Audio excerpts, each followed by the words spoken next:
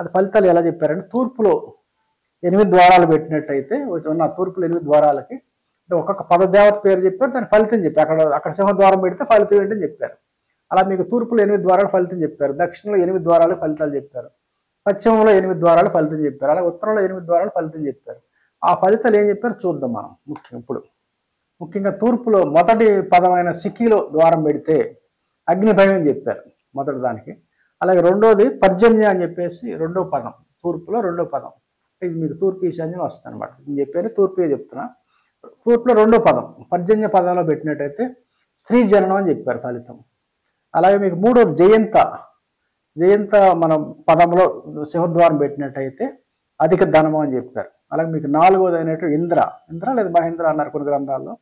ఇంద్ర పదంలో పెట్టినట్టు రాజప్రసన్నత అని చెప్పారు. అలాగే మీకు ఐదో పదమైన సూర్యలో పెడితే సూర్య పదంలో ద్వారం పెడితే క్రోధం అని చెప్పారు. అలాగే 6లో అసత్య భాషణం అని చెప్పారు.